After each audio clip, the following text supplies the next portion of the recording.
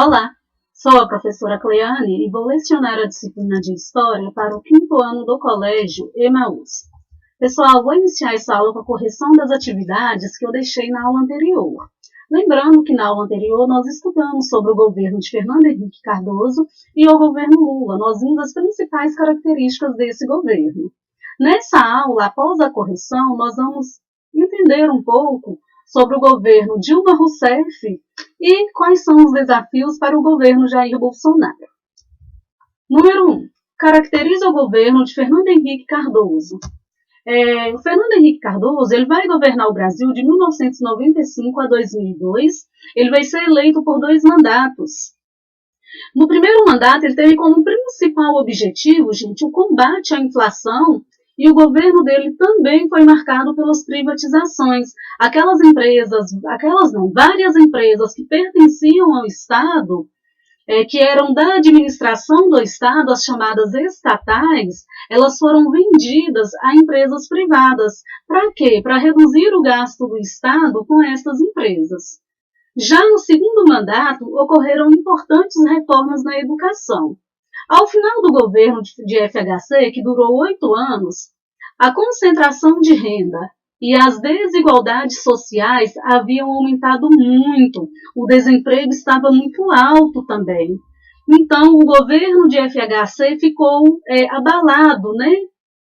Houve falta de investimentos em setores básicos, inclusive no setor energético. O segundo mandato também do Fernando Henrique Cardoso, ele vai ficar marcado pela crise do apagão, que foi várias crises que aconteceram em relação ao fornecimento de energia elétrica, por conta da falta de investimentos na geração de energia.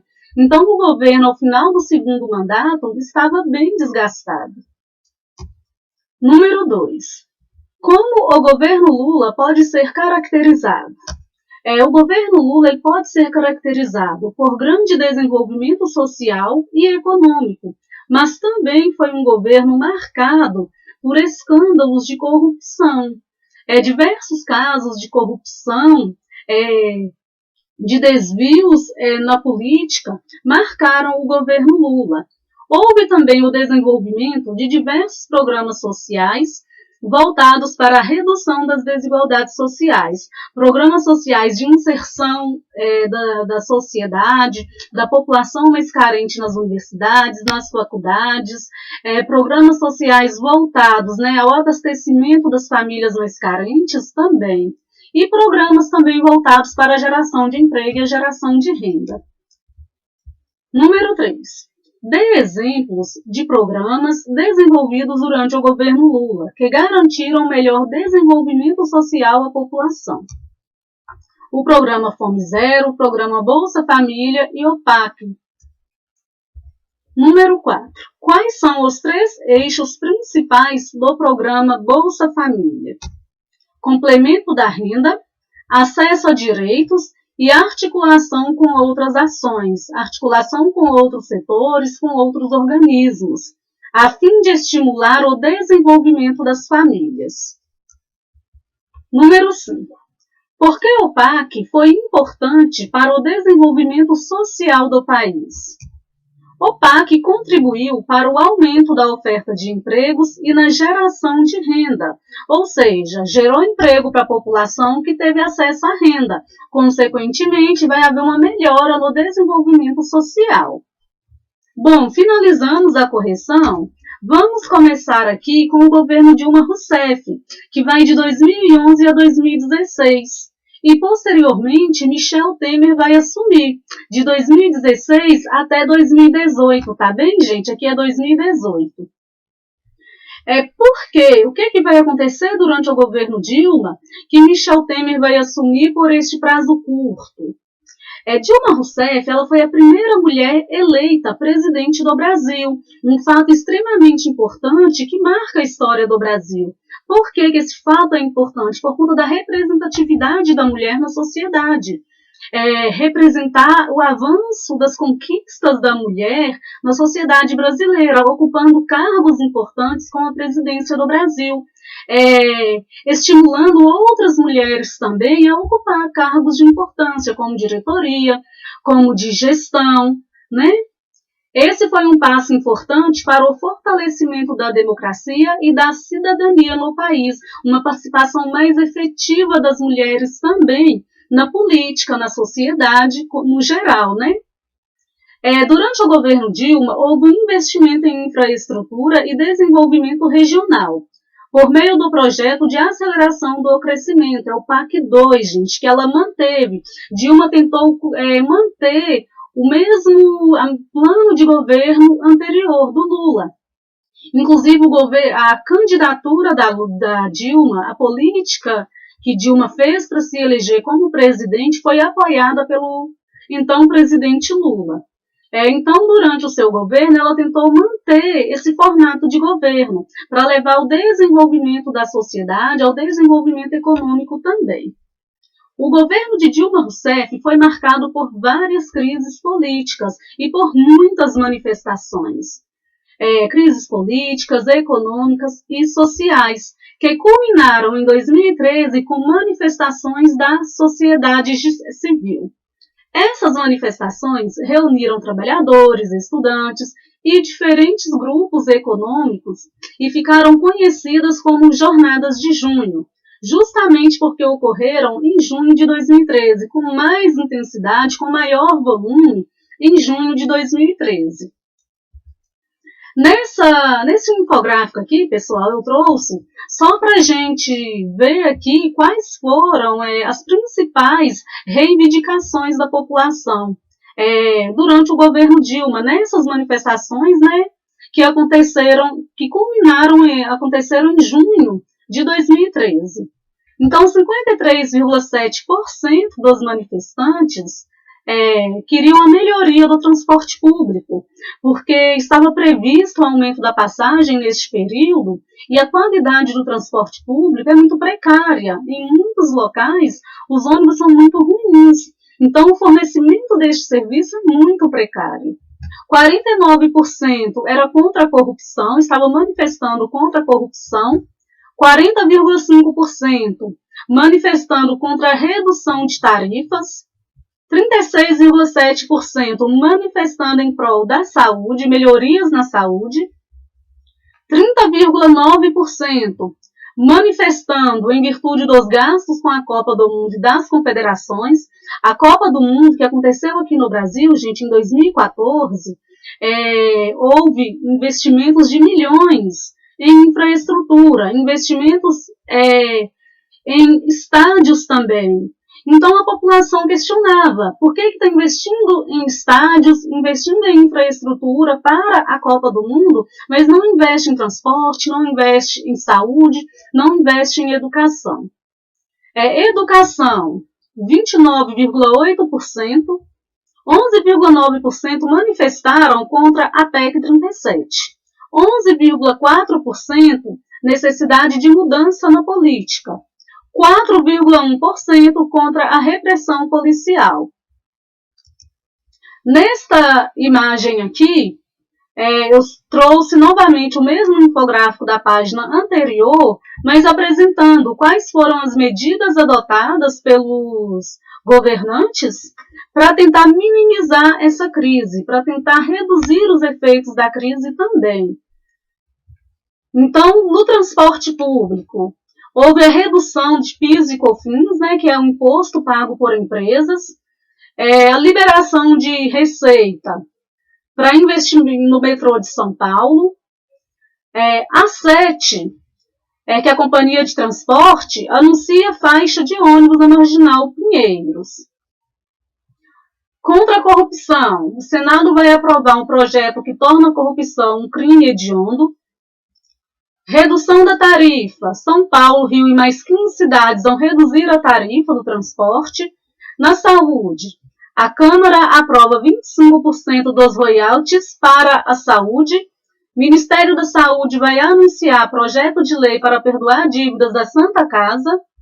Gastos com a Copa. A Câmara cancela verba de 43 milhões para a Copa das Confederações de 2014. Então, essas manifestações, isso aqui são apenas exemplos, pessoal, que as manifestações populares, os protestos populares, surtem efeitos nos governantes, para que o governo seja em prol da população.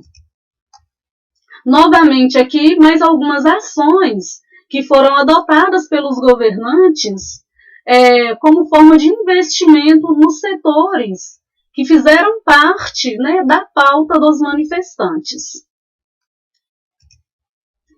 Apesar de forte resistência política, em 2014 a Dilma ela conseguiu se reeleger para o seu segundo mandato.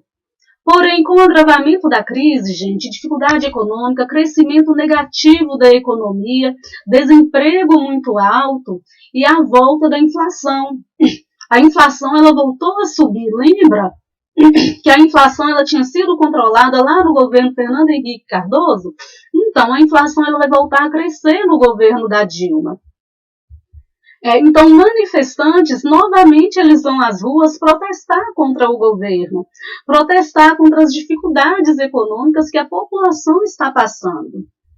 Então, e em 2014 também vai surgir uma grande operação vinculada ao Ministério Público Federal e à Polícia Federal. E essa operação, denominada Lava Jato, ela foi deflagrada, ela surgiu, né, para investigar principalmente atos de corrupção, atos de desvio de verba pública na Petrobras. Juntando isso a outros fatores, a impopularidade do governo Dilma, falta de aliados dentro do Congresso Nacional, ela foi acusada de improbidade administrativa. A improbidade administrativa é quando o governante, gente, ele faz o uso do dinheiro público, o uso de verbas públicas de forma ilegal, ou quando ele tem atitudes que não condizem, né, com a forma de governo. Então, o Congresso aprovou o impeachment da presidente em 31 de agosto de 2016. Como nós já vimos, o impeachment é um mecanismo legal que serve de impedimento aos governantes do Poder Executivo. Por que do Poder Executivo? A presidentes, a governadores e a prefeitos. Como governadores, nós temos um exemplo mais presente, né, mais atual, o governador do Rio de Janeiro, o Witzel, que está sofrendo um processo de impeachment, que está para sofrer, né, esse processo de impeachment. Com esse processo de impeachment, que é um mecanismo legal que o Congresso Nacional adota, o vice-presidente Michel Temer, ele assumiu a presidência. E ele governou até 2018, de 2016 até 2018, quando houve uma nova eleição. Apesar do relativo aumento das atividades econômicas durante o governo Michel Temer, o número da pobreza ela aumentou consideravelmente, porque o desemprego estava muito alto. Então, em 2019, um novo presidente foi eleito, o presidente Jair Bolsonaro. O ex-presidente Lula, ele não pôde concorrer, ele foi impedido de se candidatar, porque ele foi condenado por corrupção pela Operação Lava Jato. Então, no lugar dele, candidatou-se Fernando Haddad, que disputou o segundo turno com Jair Bolsonaro, mas perdeu. Então, Jair Bolsonaro ele foi eleito presidente do Brasil. Durante a campanha eleitoral, a presidência, gente, dos candidatos à presidência, a polarização política da população, já bastante evidenciada no processo de impeachment de Dilma Rousseff, foi acentuada. O que quer dizer isso? Polarização política da população. As divergências políticas, né? A forma de pensar, a divergência política quer dizer as oposições políticas. Então, essa oposição ela foi acentuada. Um meio de manifestação e posicionamento político bastante utilizado no período eleitoral foram as redes sociais. E a partir daí, gente, essas manifestações, esse posicionamento deixou em evidência as fake news. O que são as fake news? São as notícias falsas que são propagadas pelas mídias sociais. E essas notícias falsas, elas impactam a sociedade, porque é a circulação de informações não verdadeiras. E muitas pessoas que não têm acesso ou que não conseguem conferir a veracidade dessas informações acabam, de certa forma, sendo enganadas e acreditando em fatos que não são verdadeiros. Os primeiros meses do mandato de Bolsonaro foram marcados pela nomeação de diversos militares e técnicos em cargos estratégicos do governo federal. Dentre os principais desafios do governo atual, gente, estão a geração de emprego e a aprovação de reformas políticas e econômicas, além do combate à violência e à corrupção. Então, são pautas necessárias ao desenvolvimento social, investimentos em educação, investimentos em saúde, em saneamento básico, dentre outras pautas que devem fazer parte do dia a dia do governante, para elevar o desenvolvimento social e elevar o desenvolvimento econômico do país. Finalizamos, então, a nossa aula. Tem algumas atividades para vocês fazerem. São 6 perguntas apenas, tá bem? Copiem as perguntas no caderno, façam anotações do conteúdo também. Bons estudos para vocês, até a próxima aula e lembrem-se, juntos no caminho certo.